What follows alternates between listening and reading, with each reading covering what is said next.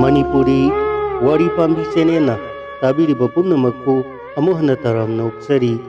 Ngasisu Mayamgidamak Ngaihak Podhananaba Haiduna Anauba Wari Masama Puduna Laksari Wari Masa Sigi Mamingna Yum Muk Sauba Hongmai Haiba Wari Masa Sini Wari Masa Se Sri Lankan writer Saibil Weta Sigina Iba Wari Masani Wari Masa Se Muk Ngaihak Potha Boina Taminarasi Besaki Kumai Me Tha Manung Purnimagi Thajana Atya Makoida Leijabi Thaduna Masek Mangal Pandorpa Matamda Pangthoi Mase Bhagavan Buddhabu Ningsing Jaduna Magi Mandir da Salaga Ngamjaba Laisu Dup Thongmai Katuna Pangthokpa Kumaini Bhakta Singna Laisu Katpada Bhagavan Mahakna Takpiramba Ningthirabi Lairang Singna Laiman Chanduna Ken Kibagum Aikoigi Punsisu Nongmadi Soidana Loikigadabani Haibase Sonai Kanagumba Singdi Kumai Hoba Numit Kinungthildagi Mathangi Numit Thoraktri Fauba Puning Lupna Lainingna Duna Lainai Kaya Amana Lamboiba Singna Bhagavan Buddhagi Maramda Thiba Haiba Sing Taduna Lainai Kaya Amana Makoidagi Hena Maraibak Thiraba Lairaba Sing Amasung Bikhyari Singda Dan Tauduna Makoi Busu Baisaki Tangna Phangba Mathel Lukoi Saba Phangananaba Honanai Ahoba Numitki Hek Jasangba da Gidi Yumthong Khudingda Masum Mamen Kayagi Tagup Tarengnaba Thongmai Sing Laitengnai Ningthau Masa Siddharth Oina Pokhiba Mangal Phangduna Buddha Oirakhiba Aduga Mukti Phangduna Thukhiba Bhagavan Buddhagi Punsigi Tangkak Ahumbu Ningsingduna Pangthokpa Baisak Kumaini Aduna Mipum Khudingmakna Kumai Asida Pungning Changna Saruk Yanaduna Bhagavan Mahakna Taibang Phongda Birakhibagi Harau Tayamnaba Phongdokna Bagaloinana Mahakna Takpiramba Lambida Satpa Ngamjananaba Thauninai Asumna Baisaki Damak Mipum Khudingmakki Thamoida Mathum Marang Haunarakiba Matang Adudani Nupa Masa Amakhaksu Baisak Kumaigi Thongmai Sem Saba Horakhibasi Maben Boki Ingkholdagi Hekpa Khongdrum Ama Yolaga Waset Khara Leirakhibani Maduna Asauba Hiragi Mawong Malhangadawriba Thongmaigi Manung Kuyom Oinaba Polang Semba Horakrabani Mahakna Pamlibadi Hakum Maben Boka Mahaka Yumlo Nabasing Kharaga Saharda Satuna Baisaki Thongmai Yengminarubada Urakhiba Saura Sauraba Thongmai Sing Adu Muk Sauba Thongmai Ama Sembani Saharda Urakhiba Thongmai Sing Adugi Marakta Kharadi Yum Muk Sauba Kasu Yahauki Mado Nupa Masaduna Kauthokpa Sungam Ngamde Baisaki Kumai Lakadauba Numit Kunidang Ngaisilaklaba Matamni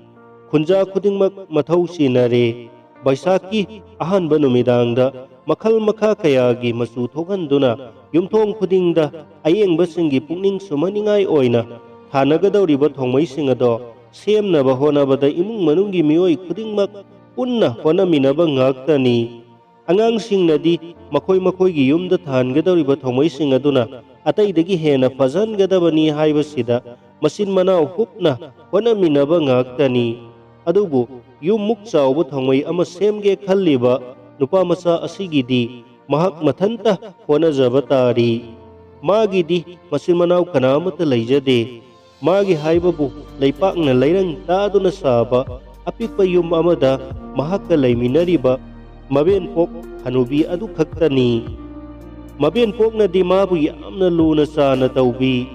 Mahakna Maben Pok Kida Lakhibado Yamna Nauringai Isat Pikliba Angang Oiringai Dani Mahakku Maben Pok na Jagatta Laiba Nungsiba Haibadu Makai Khomjillaga Mangonda Bibirabagum Luna Sana Nakonbirakhibani Haujiksu Mabena Mahakku Nungsina Patiya Baby Haina Kauribani Makoigi Sara Tananaba Mabena Mayungi Maningda Laiba Apikpa Ingkholda Thaba Mana Masing Yoli Yamna Waba Thabakni Aduna Patiyana Mabingi Thabakta Mating Khara Pangba Ngamlakhibada Kaya di Harau Jakre तौबगीबुदी पतियागी सही से हौजिक तरा खक्ता ngairibani adubu thabakतदी नुपा अमगा सब मानना सु नोंबा ngamle नापी फोइबा लेबाक तौखाइबा इसिंग चाइबा हार ओइननबा संथि खुनबना सिंगबा थबक खुदिंगमक ngamdaba lairaktrabani स्कूलदा लाइरिक तंबसु चलबनी अदुना मबेनगी हिसाबता माना मतेंग पांगबा ngamnaba अंक होटपसी पतियाना यामना पामजई मागी लाइरिकता यावबसिंग अदो पारगा मबेन पोकता हेक हेक सु तहल्ली नोंमाइजिंग खुदिंगदी अयु अंगनबदा मसु मबेन पुन्ना कैथेल असौबदा चटमेनादुना मना मसिंग योनमिनारुई अदुगा मबानीगी मथौ तागदबसिंग लैमिनारई पेंथोकचना पांजबा मसु मबेनगी पुंसी जुरानी मथौ सिनबी हनुबी मबेन पोक अमदी मसा खिंगबा मसुनुपा पतिया मबेनदी नुमित चुप्पा सु नोमदुना तलई मदुदा महाव अमसुंग पांगल हापलिबना मसुनुपा पतियानी पतियाना इंखोलदा सक्तारबा उसेक वयासिंग तांथोकननबा कांसी सादुना खिंगी मीगी मूर्ति सादुना संबल मरकता खिल्ली मयुमगी लैतेंग ओइनबा सुमांगदा लैसु खरसु थाई मसाना सानजननबा तेलंगासु थक थक कापा याबा नोंमै कासु साई मबेन पोकना मोमोन मोमोन नोकसई मसुबु मांगना सु नोंबा कनबा मी अपिसक हाइना हेक हेक कौबी मसु नुपाना बैसाखी थौमै अचौबा अमा सेम्बा हौगलकपदो उबदा मथ्वाई ताना नोकसरदुना हाई ए करीनो युम मुक चाउरिबसिदी मसिदी अखोइदुम लैबा यारनी यारोइद्राने पतियाना नुंथिल खुदिंग मागी थौमै अदो सेंगबत्पो होनबदो युमलोन कैरोनबगी अंगांसिंगना येंबा हेक हेक लाकनबदगी मथंग मथंग संदोखिदुना अराप अरापदगी अंगांसिंगसु येंबा लाकनरे असुक चाउबसिदी करमना यानखतकदौरिबनो मखोइना पतियादा हंगलै यानखतनबदी खंद्रेदा मफम असिदा अदुम थमगदौरिबनी पतियानी इसंग थौना खुम्मी वासेना सागलिबा थौमैगी कुयोम पोलांगदो मखोइगी अपिकपा मांगोलदनी मदो असुम असुम चाउथोरखिदुना मांगोलदो कुमथन हलखरे ममांग थोंगदगी इमुंग संगबददी पोलांग अदुगी मनुंगदा लिटलगा संगदबा यारक्त्रे पतियाना पोलांग सेमबदो बैसाख हौगदबा नुमित तरुकनी वाटलिंगैदा लोइरे मदो खोइताना येंगदुना फमलिंगैदा खंगहौदना अवाबा वखल अमा खंगलक लाखी असुक चाउबा थौमैबु कुपनरबा सेदी अखोइना कदाइदगी लौरुबा ngamgani कुंबंगनरबा वखल अदो पुदुना पतियादो अतै ममानबसिंगी मयुम मयुमदा सेम सानरिबा थौमैसिंग अदो कया यामना लोइसिनरबगे येंगनबा मयुमदगी थोरक्खी ममानबा अयामबगिदी कुमलोइ लोइसिनरमले लुहोंगबगी मांदोपता थोकदबोगी ngaiduna लैरबी कैन्यागुम मयुम मयुमगी इमुंगदा निंगथीना थमलदुना लैनरमले मयाम अदुगी मरक्ता पतियाना मयुमगी मांगोलदा खिंदुना लैरिबा मागी कुरांगबान याउद्रिबा थौमै पोलांगदो निंगसिंगलक्तुना मथमोय वाना मयुमदा हलक्खी मागी थौमै पोलांगदो कनागुंबना फिजेट लैतेंगबिरबदी मसक मसु थोकदौबा चाकनी बीगुम तुमिन्ना अदुमक लेरमली नुंथिलदनी मबेन पोक थीरदुना साखुम लोमदा चंगलाई मबेनना लैरंगी सिंगदो मैसाक कन्ननबा कामलमली मैथक्ता थांगलमलिबा सपुगी महीना पिद्रिक पिद्रिक सौगलक्तुना कोनबान यौना पाखतके तौरमले इबो ऐसे यामना बंगलमलेदा माना हायरई करी तौरगेने सनामतुम मबेना मंगोंदा येंगलदुना हंगलाई पतियादो मपी इरा चेले थौमैसे उपसिनबा कोननबा सेदी अखोइगी लैररोय पतियाना मपुंगनिंग नुंगसिना खुमलाई करीगी लैतेने आइगे लेमपाना कोननबा से लैनी करीम वारुनु मबेना हायरई पतियादो ममित लाउथोरई मदुदा मबेना हाइबिरई हयेंगसे थांगजानीदना मंग्रा तानसी अदुगने नोमाजिंग नुमित्ता कैथेनदा योलुरसी अदुदैदी हायरमलगा ngaiak lepi पतियागी माइथोंग मकालाम थोरई अदुबु मपीदी चदुम चदुम खजाइदा सिंथरई अदुदगी मबेना युमदा सुमथांग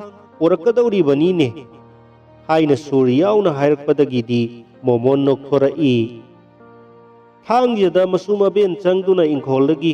मंग्रा तानमिनरे नोंमाइजिंग नुमित्ता पोसित फना कैथेल योंथोकमिनरोरे पोयोन फमदगी थोरकपदा पतियागी थामोय मथुम मरांगी मागी थोंमैदो बैसाखी नुमिदांगदा कयाम फजगनी हाइबगी मसक अमा मपुकनिंगदा सागतसबा हौख्रबनी मबेन बुकी माइथोंगदा चिंगलप येंगलुबदसु खोइरुम मोमोनगी मतौना माइथोंगदा केकु लोटपी सानरमलिबगुम तौरमलिबदो उई बैसाखी मसु जगोइदा सरुक यागदौबा लैतेंग पोलमसिंग बाजारगी दुकानसिंगदा थेनरमली अरंग अरंगबा मसु कयागी चेबांगसिंग मरिक थोकपी जरी लंगलासिंग परेंग परेंग यानथदुना थेंगनबा मसु कयागी चेरई परेंग फिराल परेंग अमदी लायेक याउबा चेबांगसिंग चेगी तुपी अमदी माइखुमसिंग मसु मसुगी फिराल सानबा फीगी थान थानसिंग अमदी मरोल मरोल लोनखतुना थमलिबा बाल्टिन मओंगी मसु मसुगी थौमैसिंग पतियाना इसंग थौना दुकान अदुदा चंगदुना मागी थौमई पोलांग अदो कुपसिनदुना लैतेंगबदा कोनगदबा मसाक खुदिंगमक लैरबा तुंगदा मसु मबेन अनि अदो मयुमदा हराउना हनमिनरखी साक तोकपगा मबेनदी ngahak पोथानबा हिपख्री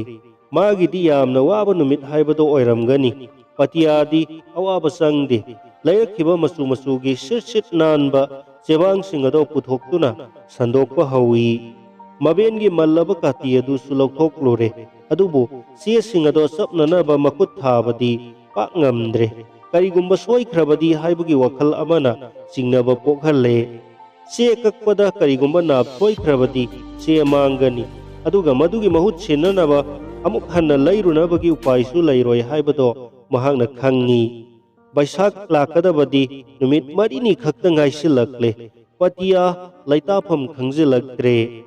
मबेना हौगलक्लगा इमुंग मनुंगी तौसिनबा याबा थबक इनखांग लोइनमक तौसिलमलगा थोरकपदा मसु नुपादी करिसु इतौ तौदना लैरंबदो थेंगनबदुदा हाइरई तौगदबदो सत सत तौसिलोदना मतमसे इरई लैरक्त्रबनी पतियाना मबेनदा महांगना खल्लिबसिंग अदो हाइरकपदा मबेनसु यानिंगी करिगुम्बदा से कक्पदा सोइख्रबदी अमु हन्ना लैरुनबा मखोइगी पैसा लैती मदुगी मतांगदा मबेनसु गहक खल्लोरबा तुंगदा महांगनसु से नप्पदुदा याउदुना मसुगी मतेंग पांगलगे हाइना लेपले अदुम ओइनमक बैसाखीदमक तौगदबा इमुंग मनुंगी थबक एंखांगसिंग इमुंग मांगोल वाइ तैथोकपा कोल लिक फेंगदोकपा फमननबा फकनसिंगबसु जुबी मकुना तक्तुना चामथोकपा फिरोल खुदिंगमक सुदोकपा अमदी चाना थकननबा पोलमसिंग मांगजौनना सेम साहौबना चिंगबा पुनमक हाना लोइसिलबा मतुंगदा मसु नुपागी मतेंग पांगनबा लेपले नत्रगदी बैसाखी अहौबा नुमित्ता ध्यान तौदुना लाई खुरंबा ngamloidौरिबनी अदुना बैसाख हौगदबा नोंगमखक वाटलिंगैगी नुमित्तुदा नत्तना मसुगी मतेंग पांगबा ngamlakkhide अयुक अंगनबदगी हौना मसु मबेन चंगदुना थौमै सेमबा हौमिनै मखोइना खलंबगा मानरमदबा थबक हाइबदो ओइरमले इराई लाइरमद्रे मबेनदी बैसाखी थौमै करम सेमगनी हाइबदो कुइनदगी तौमलक्त्रबना कौसिलमले पतियासु ममांगदा अमुक्ता सेमलक्खिद्रिबनी करमना सेमगनी हाइबदुसु कनादगी तमलुदे अदुबु पतियाना वखलदा महाकना शहरदा उरक्खिबा थौमैगी मसक अदो लाक्सिल्ली अदुगा मबेनसु सही 50 रोमगी ममांग महांगना अंगांग ओइरिङैदा सेमखिबा बैसाख थौमैगी मवोंगसिंग लाक्सिननबा होनदुना निंगसिंगलाई लैगी मवोंगदा कक्खिबा खुटकक फजबा ममै पाननबा कक्खिबा खुकटनसिंगबा मथंग मथंग सेनपा हौमिनै लेपतना असुम असुम पिकलबा मांगोल अदुदा थौमै अदुगा मखोइ अनिगा लेपननबा मफम लैसिलक्त्रे अदुना मबेनदो थौमै पोलांगी मनुंगदा चंगलगा लैमाइदा फमथदुना चेका पतियाना मपानदा चौकरी थादुना लेपलगा अकक्पा चेसिंग अदो नपसिल्ली याचंगलक्पा फावबदसु चे नप्पदी लोइद्री हयेंगदी बैसाख हौरगनी इबेंदी नुमित चुप्पा मंदिरदा ध्यान तौदुना लैख्रगनी पतियाना मसा मथंता सोनजै नुमिदांगी चाक तोकलबा मतुंगदसु मसु मबेन चे अमुक नम्मिनै मदुदसु लोइसिनबा ngamdre ꯍꯌꯦꯡ ꯑꯌꯨꯛꯇ ꯐꯥꯎꯕꯗꯤ ꯑꯩꯍꯥꯛ ꯏꯊꯟꯇꯅꯁꯨ ꯂꯣꯏꯁꯤꯟꯕ ꯉꯝꯂꯅꯤꯗ ꯍꯥꯏꯗꯨꯅ ꯄꯇꯤꯌꯥꯗꯣ ꯃꯁꯥ ꯃꯊꯟꯇ ꯍꯥꯏꯖꯗꯨꯅ ꯂꯥꯡꯇꯛꯅꯕ ꯐꯥꯊꯖꯩ꯫ ꯅꯣꯡꯉꯥꯜꯂꯛꯄꯒꯤ ꯑꯌꯨꯛ ꯑꯉꯟꯕꯗꯨꯗ ꯃꯕꯦꯟꯅ ꯃꯍꯧꯁꯥꯒꯨꯝ ꯕꯩꯁꯥꯈ ꯅꯨꯃꯤꯠꯇ ꯃꯟꯗꯤꯔꯒꯤꯗꯃꯛ ꯉꯟꯇꯥ ꯌꯥꯍꯧꯗꯨꯅ ꯍꯦꯛ ꯆꯠꯄꯗꯣ ꯆꯠꯂꯝꯗꯕꯗꯨꯗ ꯏꯉꯛ ꯉꯛꯏ꯫ ꯃꯤꯗꯤ ꯃꯟꯗꯤꯔꯗ ꯆꯠꯅꯕ ꯂꯣꯏꯅ ꯍꯧꯅꯈ꯭ꯔꯦ ꯍꯥꯏꯗꯨꯅ ꯃꯕꯦꯟꯗ ꯍꯥꯏꯔꯨꯏ꯫ ꯑꯩꯁꯨ ꯈꯪꯉꯤꯗ, ꯑꯗꯣ ꯍꯟꯗꯛꯇꯤ ꯏꯊꯟꯇ ꯆꯠꯂꯔꯣꯏ, ꯅꯍꯥꯛꯀ ꯂꯣꯏꯅꯅ ꯆꯠꯂꯒꯦ, ꯃꯕꯦꯟꯅ ꯈꯨꯝꯂꯛꯏ꯫ ꯅꯪꯗꯤ ꯙ꯭ꯌꯥꯟ ꯇꯧꯒꯗꯧꯔꯤꯕꯗꯨꯗꯤ? ꯄꯇꯤꯌꯥꯅ ꯍꯪꯂꯛꯏ꯫ ꯃꯗꯨꯒꯤ ꯄꯥꯎꯈꯨꯝ ꯑꯣꯏꯅ ꯃꯥꯅ ꯈꯨꯏꯖꯤꯟꯅ ꯈ꯭ꯔꯪ ꯈ꯭ꯔꯪ ꯂꯥꯎꯔꯕ ꯃꯈꯨꯠ ꯑꯅꯤ ꯑꯗꯨꯅ ꯄꯤꯛꯂꯤꯕ ꯃꯁꯨꯒꯤ ꯃꯀꯣꯛꯇ ꯅꯥꯟꯊꯕꯤꯗꯨꯅ ꯍꯥꯏꯔꯛꯏ꯫ ꯑꯐꯕꯤ ꯃꯕꯦꯟ ꯍꯥꯏꯕꯁꯤꯗꯤ ꯃꯥꯒꯤ ꯇꯧꯐꯝ ꯊꯣꯛꯄ ꯃꯊꯧꯗꯣ ꯃꯇꯝ ꯆꯨꯞꯄꯗ ꯄꯥꯡꯊꯣꯛꯀꯗꯕꯅꯤ꯫ ꯉꯪꯔꯥꯟꯅꯅ ꯊꯣꯔꯛꯄ ꯅꯨꯃꯤꯠꯀꯤ ꯃꯁꯦꯛꯅ ꯄꯨꯝꯅꯃꯛꯄꯨ ꯆꯥꯝꯊꯣꯛꯄꯤꯔꯛꯂꯦ꯫ ꯄꯇꯤꯌꯥꯒ ꯃꯕꯦꯟꯒ ꯃꯟꯗꯤꯔꯗ ꯂꯥꯛꯃꯤꯟꯅꯗꯨꯅ ꯃꯤꯌꯥꯝꯒꯤ ꯃꯔꯛꯇ ꯄꯨꯛꯅꯤꯡ ꯆꯪꯅ ꯂꯥꯏ ꯈꯨꯔꯨꯝꯖꯔꯝꯂꯒ ꯃꯌꯨꯝꯗ ꯑꯃꯨꯛ ꯍꯟꯃꯤꯟꯅꯔꯛꯂꯦ꯫ ꯀꯌꯥꯗ ꯃꯀꯥ ꯂꯥꯝꯅ ꯍꯔꯥꯎ ꯃꯊꯣꯏ ꯀꯥꯅꯔꯤꯕ ꯅꯨꯃꯤꯠꯅꯣ! ꯁꯤꯠꯂꯤꯕ ꯅꯨꯡꯁꯤꯠꯃꯛꯇꯁꯨ ꯑꯄꯦꯟꯕꯒꯤ ꯁꯧꯎꯝ ꯌꯥꯎꯔꯤ꯫ ꯃꯐꯝ ꯈꯨꯗꯤꯡ ꯂꯩꯇꯦꯡꯅꯔꯝꯂꯕ ꯕꯩꯁꯥꯈꯀꯤ ꯊꯣꯡꯃꯩꯁꯤꯡꯅ ꯃꯦꯡꯅ ꯍꯨꯝꯕ ꯅꯨꯡꯁꯤꯠꯀꯤ ꯏꯄꯣꯝꯗ ꯅꯣꯝꯐꯦꯠ ꯅꯣꯝꯐꯦꯠ ꯍꯥꯏꯕꯗ ꯑꯅꯞꯄ ꯆꯦꯒꯤ ꯂꯩꯇꯦꯡꯁꯤꯡꯅ ꯑꯃꯒ ꯑꯃꯒ ꯊꯦꯡꯅꯗꯨꯅ ꯆꯤꯔꯣꯜ ꯇꯧꯅꯔꯤꯕꯒꯨꯝ ꯇꯞꯅ ꯊꯣꯔꯛꯄ ꯃꯈꯣꯜꯁꯤꯡꯅ ꯄꯇꯤꯌꯥꯕꯨ ꯑꯃꯨꯛꯀ ꯍꯦꯟꯅ ꯂꯩꯇꯥꯍꯟꯗꯦ꯫ ꯈꯣꯡꯊꯥꯡ ꯌꯥꯡꯅ ꯂꯥꯛꯇꯨꯅ ꯃꯌꯨꯝ ꯍꯦꯛ ꯌꯧꯕꯒ ꯑꯃꯨꯛ ꯇꯍꯥ ꯇꯍꯥ ꯑꯌꯨꯛꯀꯤ ꯑꯣꯏꯅ ꯆꯥꯒꯗꯕ ꯆꯔꯥ ꯆꯥꯃꯤꯟꯅꯔꯕ ꯃꯇꯨꯡꯗ ꯄꯟꯊꯗꯅ ꯃꯕꯦꯟꯅ ꯄꯣꯂꯥꯡ ꯃꯅꯨꯡꯗ ꯑꯗꯨꯒ ꯃꯁꯨꯅ ꯃꯄꯥꯟꯗ ꯆꯦ ꯅꯞꯄ ꯑꯃꯨꯛ ꯍꯧꯃꯤꯟꯅꯩ꯫ ꯅꯨꯡꯊꯤꯜ ꯌꯥꯆꯪꯂꯛꯄ ꯑꯗꯨꯋꯥꯏꯗꯗꯤ ꯊꯧꯃꯩ ꯑꯗꯣ ꯌꯦꯡꯕꯗ ꯐꯖꯔꯕ ꯍꯥꯏꯕꯗꯣ ꯑꯣꯏꯔꯦ꯫ ꯑꯆꯠ ꯑꯋꯣꯛꯁꯤꯡꯅ ꯃꯗꯣ ꯎꯕꯗ ꯄꯇꯤꯌꯥꯕꯨ ꯃꯥꯒꯤ ꯍꯩꯊꯣꯏ ꯁꯤꯡꯊꯣꯏꯕꯗ ꯊꯥꯒꯠꯅꯔꯝꯕ ꯀꯌꯥꯅꯤ꯫ ꯊꯧꯃꯩꯒꯤ ꯃꯅꯨꯡꯗ ꯃꯕꯦꯟꯅ ꯆꯦꯒꯤ ꯂꯩꯔꯣꯡ ꯀꯛꯇꯨꯅ ꯁꯦꯝꯕ ꯂꯦꯞꯇ꯭ꯔꯤ꯫ ꯃꯗꯣ ꯃꯕꯦꯟꯗꯒꯤ ꯂꯧꯔꯒ ꯐꯖꯒꯗꯕ ꯃꯐꯝ ꯌꯦꯡꯗꯨꯅ ꯄꯇꯤꯌꯥꯁꯨ ꯅꯞꯄ ꯂꯦꯞꯇꯦ꯫ ꯆꯥꯛꯂꯦꯟ ꯆꯥꯔꯕ ꯃꯇꯨꯡꯗꯁꯨ ꯄꯟꯊꯗꯅ ꯃꯁꯨ ꯃꯕꯦꯟ ꯂꯣꯏꯁꯤꯟꯗ꯭ꯔꯤꯕ ꯊꯕꯛ ꯑꯗꯨꯗ ꯑꯃꯨꯛ ꯃꯥꯏ ꯑꯣꯟꯁꯤꯜꯂꯤ꯫ ꯃꯈꯣꯏ ꯑꯅꯤꯒꯤ ꯋꯥꯈꯜꯗ ꯈꯟꯅꯔꯤꯕ ꯍꯥꯏꯕꯕꯨ ꯊꯧꯃꯩ ꯑꯗꯣ ꯅꯨꯃꯤꯗꯥꯡ ꯋꯥꯏꯔꯝꯗꯗꯤ ꯊꯥꯟꯒꯠꯄ ꯌꯥꯕ ꯍꯥꯏꯕꯗꯨꯇꯅꯤ꯫ ꯃꯤꯀꯨꯞ ꯑꯃ ꯄꯣꯊꯥꯅꯗꯦ ꯃꯁꯨ ꯃꯕꯦꯟ꯫ ꯉꯥꯏꯍꯥꯛꯇꯪ ꯂꯩꯔꯒꯗꯤ ꯃꯝꯁꯤꯜꯂꯛꯂꯒꯅꯤ꯫ ꯇꯧꯕꯇꯕꯨ ꯉꯁꯤꯒꯤ ꯅꯨꯃꯤꯗꯥꯡ ꯑꯁꯤꯗꯤ ꯑꯃꯝꯕꯅ ꯉꯝꯂꯔꯣꯏ꯫ ꯇꯔꯪꯅ ꯊꯣꯛꯄ ꯊꯥꯕꯜꯒꯤ ꯃꯊꯛꯇ ꯎꯐꯦꯠ ꯀꯥꯐꯦꯠꯄ ꯃꯉꯥꯜ ꯊꯛꯇꯣꯛꯄ ꯃꯁꯤꯡ ꯊꯤꯉꯝꯗ꯭ꯔꯕ ꯊꯧꯃꯩꯁꯤꯡꯁꯨ ꯃꯐꯝ ꯈꯨꯗꯤꯡꯗ ꯂꯩꯇꯦꯡꯅꯔꯒꯅꯤ꯫ ꯃꯟꯗꯤꯔꯒꯤ ꯀꯥꯡꯁꯤ ꯃꯈꯣꯜ ꯇꯥꯔꯛꯂꯦ꯫ ꯌꯥꯆꯪꯂꯛꯄꯒꯤ ꯏꯔꯥꯠ ꯊꯧꯅꯤꯒꯤ ꯃꯇꯝ ꯌꯧꯔꯛꯈ꯭ꯔ ꯃꯥꯜꯂꯦ꯫ ꯆꯦ ꯅꯞꯄ, ꯂꯩꯔꯣꯡ ꯅꯞꯄ, ꯂꯩꯇꯦꯡꯕꯅꯆꯤꯡꯕ ꯈꯨꯗꯤꯡ ꯂꯣꯏꯁꯤꯜꯂꯛꯂꯦ꯫ ꯃꯕꯦꯟꯗꯤ ꯊꯧꯃꯩ ꯄꯣꯂꯥꯡ ꯃꯅꯨꯡꯗ ꯆꯦꯒꯤ ꯂꯩ ꯆꯔꯞ ꯆꯔꯞ ꯌꯥꯠꯄ ꯂꯦꯞꯇ꯭ꯔꯤ꯫ "ꯇꯣꯛꯑꯣ ꯏꯕꯣꯛ, ꯇꯣꯛꯑꯣ, ꯅꯞꯄ ꯂꯣꯏꯔꯦ", ꯄꯇꯤꯌꯥꯅ ꯍꯔꯥꯎꯅ ꯂꯥꯎꯔꯛꯏ꯫ ꯁ꯭ꯔꯤ ꯚꯒꯋꯥꯟ ꯕꯨꯙꯒꯤ ꯀ꯭ꯔꯤꯄꯥꯅꯤꯗꯅ ꯃꯕꯦꯟꯅ ꯍꯥꯏꯕ ꯍꯧꯔꯝꯂꯒ ꯇꯨꯃꯤꯟ ꯂꯩꯈꯤ꯫ ꯑꯗꯨꯒ ꯉꯥꯏꯍꯥꯛ ꯂꯩꯔꯒ ꯂꯥꯎꯔꯛꯏ꯫ "ꯄꯇꯤꯌꯥ, ꯄꯇꯤꯌꯥ, ꯑꯩꯕꯨ ꯃꯄꯥꯟ ꯀꯔꯝ ꯊꯣꯔꯛꯎ ꯍꯥꯏꯔꯤꯕꯅꯣ? ꯅꯪꯗꯤ ꯑꯩꯕꯨ ꯃꯅꯨꯡꯗ ꯄꯨꯡꯅꯞ ꯅꯞꯁꯤꯜꯂꯦꯅꯦ"꯫ ꯍꯔꯥꯎꯕꯣꯏ ꯅꯨꯡꯉꯥꯏꯕꯣꯏ ꯄꯇꯤꯌꯥꯅ ꯆꯦ ꯅꯞꯄꯗ ꯃꯕꯦꯟꯒꯤ ꯊꯣꯔꯛꯐꯝ ꯈꯪꯍꯧꯗꯦ꯫ "ꯑꯁ ꯏꯕꯣꯛ, ꯀꯔꯝ ꯇꯧꯅꯤ? ꯆꯦ ꯁꯦꯒꯥꯏꯕꯗꯤ ꯁꯦꯒꯥꯏꯅꯤꯡꯈꯤꯗ꯭ꯔꯦꯗ"꯫ "ꯐꯔꯦ ꯐꯔꯦ ꯏꯁꯨꯁꯤꯗꯤ, ꯀꯔꯤꯁꯨ ꯋꯥꯔꯨꯅꯨ ꯁꯅꯥꯃꯇꯨꯝ꯫ ꯑꯁꯣꯏꯕ ꯑꯃꯕꯨ ꯃꯦꯟꯈꯠꯅꯕ ꯄꯥꯝꯕꯩ ꯑꯃ ꯅꯠꯇ꯭ꯔꯒ ꯑꯃ ꯂꯩꯇꯕ ꯍꯧꯅꯗꯦ꯫ ꯀꯗꯥꯏ ꯑꯩꯉꯣꯟꯗ ꯃꯩꯈꯦꯠ ꯊꯥꯗꯔꯛꯎ, ꯃꯣꯝꯕꯇꯤꯁꯤꯡꯁꯦ ꯑꯩ ꯆꯨꯈꯠꯂꯛꯂꯒꯦ", ꯃꯕꯦꯟꯅ ꯊꯧꯃꯩ ꯄꯣꯂꯥꯡ ꯃꯅꯨꯡꯗꯒꯤ ꯍꯥꯏꯔꯛꯏ꯫ ꯊꯧꯃꯩ ꯄꯣꯂꯥꯡꯒꯤ ꯃꯊꯛ ꯊꯪꯕ ꯁꯔꯨꯛꯇ ꯐꯥꯠꯂꯤꯕ ꯑꯍꯣꯕ ꯁꯔꯨꯛꯇꯒꯤ ꯀꯨꯝꯊꯔꯒ ꯄꯇꯤꯌꯥ ꯃꯁꯥꯅꯁꯨ ꯃꯣꯝꯕꯇꯤꯁꯤꯡ ꯑꯗꯣ ꯆꯨꯈꯠꯄ ꯌꯥꯕꯅꯤ꯫ ꯑꯗꯨꯕꯨ ꯃꯅꯨꯡꯗ ꯃꯕꯦꯟ ꯂꯩꯔꯕꯅꯤꯅ ꯃꯕꯦꯟꯗ ꯃꯩꯈꯦꯠ ꯂꯪꯁꯤꯟꯗꯨꯅ ꯄꯤꯁꯤꯜꯂꯤ꯫ ꯑꯗꯨꯗꯒꯤꯗꯤ ꯃꯕꯦꯟꯅ ꯃꯅꯨꯡꯗ ꯃꯣꯝꯕꯇꯤꯁꯤꯡ ꯑꯗꯣ ꯃꯊꯪ ꯆꯨꯈꯠꯂꯛꯄꯗꯒꯤ ꯊꯧꯃꯩ ꯑꯗꯣ ꯃꯆꯨ ꯃꯃꯦꯟ ꯀꯌꯥꯃꯨꯛ ꯂꯪꯅ ꯊꯛꯇꯣꯛꯅ ꯉꯥꯜꯂꯛꯂꯦ꯫ "ꯏꯕꯨꯡꯉꯣ ꯃꯆꯥ, ꯅꯪꯕꯨ ꯍꯔꯥꯎꯗ꯭ꯔꯤꯕꯔꯣ?" ꯃꯕꯦꯟꯅ ꯊꯧꯃꯩ ꯄꯣꯂꯥꯡ ꯃꯅꯨꯡꯗꯒꯤ ꯍꯪꯂꯛꯏ꯫ ꯑꯗꯨꯒ ꯃꯈꯥ ꯑꯃꯨꯛ ꯇꯥꯔꯗꯨꯅ "ꯑꯩꯗꯤ ꯄꯦꯜꯂꯦ꯫ ꯕꯩꯁꯥꯈꯀꯤ ꯅꯨꯃꯤꯗꯥꯡꯗ ꯇꯧꯒꯗꯕꯁꯤꯡꯒꯤ ꯃꯇꯝꯁꯨ ꯃꯔꯥꯡ ꯀꯥꯏꯅ ꯐꯪꯈꯤꯅꯤ", ꯍꯥꯏꯔꯝꯂꯒ ꯚꯒꯋꯥꯟ ꯕꯨꯙꯅ ꯍꯥꯏꯔꯝꯕ ꯋꯥꯍꯩ ꯄꯔꯦꯡ ꯑꯃ ꯁꯝꯊꯔꯛꯏ꯫ ꯒ꯭ꯌꯥꯟ ꯂꯩꯕ ꯑꯃꯅ ꯅꯨꯡꯉꯥꯏꯕ ꯃꯆꯥ ꯑꯃ ꯊꯥꯗꯣꯛꯄ ꯉꯝꯂꯕꯗꯤ ꯍꯦꯟꯅ ꯅꯨꯡꯉꯥꯏꯕ ꯑꯃ ꯐꯪꯕ ꯉꯝꯒꯅꯤ꯫ ꯑꯗꯨꯅ ꯍꯦꯟꯅ ꯅꯨꯡꯉꯥꯏꯒꯗꯕ ꯑꯃꯒꯤꯗꯃꯛ ꯅꯨꯡꯉꯥꯏꯕ ꯃꯆꯥ ꯀꯌꯥ ꯊꯥꯗꯣꯛꯁꯅꯨ꯫ ꯃꯕꯦꯅ ꯍꯥꯏꯔꯤꯕꯗꯣ ꯀꯔꯤꯅꯣ ꯚꯥꯞ ꯇꯥꯕ ꯉꯝꯗꯦ ꯄꯇꯤꯌꯥ꯫ ꯃꯍꯥꯛꯅ ꯈꯪꯕ ꯉꯝꯂꯤꯕꯗꯤ ꯃꯕꯦꯟ ꯑꯗꯣ ꯃꯄꯨꯛꯅꯤꯡ ꯃꯀꯥ ꯂꯥꯝꯅ ꯍꯔꯥꯎꯖꯔꯦ ꯍꯥꯏꯕꯁꯤꯅꯤ꯫ ꯅꯣꯡꯄꯣꯛ ꯑꯇꯤꯌꯥꯗ ꯁꯅꯥꯒꯤ ꯀꯣꯝꯄꯥꯛ ꯑꯃ ꯂꯤꯊꯣꯔꯛꯇꯨꯅ ꯃꯁꯦꯛ ꯃꯉꯥꯜ ꯐꯨꯗꯣꯔꯛꯄꯒꯨꯝ ꯂꯪꯊꯣꯔꯛꯂꯦ꯫ ꯃꯗꯣ ꯕꯩꯁꯥꯈꯤ ꯀꯨꯝꯃꯩꯗ ꯁꯔꯨꯛ ꯌꯥꯅꯕ ꯁꯔꯒꯗꯒꯤ ꯊꯣꯔꯛꯂꯤꯕ ꯄꯨꯔꯅꯤꯃꯥꯒꯤ ꯊꯥꯖꯅꯤ꯫ ꯑꯗꯨꯒ ꯑꯃꯨꯛꯁꯨ ꯃꯗꯣ ꯅꯨꯃꯤꯗꯥꯡꯒꯤ ꯃꯍꯥꯔꯥꯅꯤꯅ ꯃꯥꯒꯤ ꯃꯅꯤ ꯃꯨꯛꯇꯥꯅ ꯂꯩꯇꯦꯡꯂꯕ ꯂꯨꯍꯨꯞꯄꯨ ꯃꯥꯂꯦꯝꯗ ꯊꯝꯂꯝꯂꯗꯨꯅ ꯃꯗꯨꯗꯒꯤ ꯑꯄꯤꯛ ꯑꯄꯤꯛꯄ ꯃꯅꯤ ꯃꯨꯛꯇꯥꯁꯤꯡꯅ ꯃꯍꯥꯔꯥꯅꯤ ꯃꯥꯒꯤ ꯅꯤꯡꯊꯤꯕꯕꯨ ꯌꯦꯡꯗꯨꯅ ꯂꯦꯞꯂꯤꯕ ꯅꯨꯄꯥꯃꯆꯥ ꯄꯇꯤꯌꯥꯒꯤ ꯅꯥꯛꯇ ꯆꯦꯟꯁꯤꯜꯂꯛꯄꯒꯨꯝ ꯇꯧꯔꯤ꯫ ꯅꯥꯀꯜ ꯑꯃꯗꯅ ꯉꯥꯜꯂꯤꯕ ꯊꯣꯡꯃꯩꯒꯤ ꯃꯅꯨꯡꯗ ꯑꯍꯜ ꯑꯣꯏꯔꯕꯤ ꯅꯨꯄꯤ ꯑꯃꯅ ꯙ꯭ꯌꯥꯟ ꯇꯧꯗꯨꯅ ꯂꯩꯔꯤꯕꯒꯤ ꯃꯃꯤ ꯇꯥꯔꯤ꯫ ꯈ꯭ꯋꯥꯏꯗꯒꯤ ꯅꯤꯡꯊꯤꯔꯕ ꯕꯩꯁꯥꯈꯤ ꯊꯣꯡꯃꯩ ꯍꯥꯏꯕꯗꯣ ꯑꯣꯏꯔꯦ꯫ ꯑꯅꯛꯄ ꯑꯔꯥꯞꯄꯗꯒꯤ ꯈꯨꯟꯖꯥꯁꯤꯡꯅ ꯅꯨꯃꯤꯗꯥꯡ ꯑꯊꯦꯡꯕ ꯐꯥꯎꯕꯗ ꯄꯨꯛꯅꯤꯡ ꯍꯨꯅ ꯅꯤꯡꯊꯤꯔꯕ ꯊꯣꯡꯃꯩ ꯑꯗꯨꯕꯨ ꯌꯦꯡꯕ ꯂꯥꯛꯅꯈꯤ꯫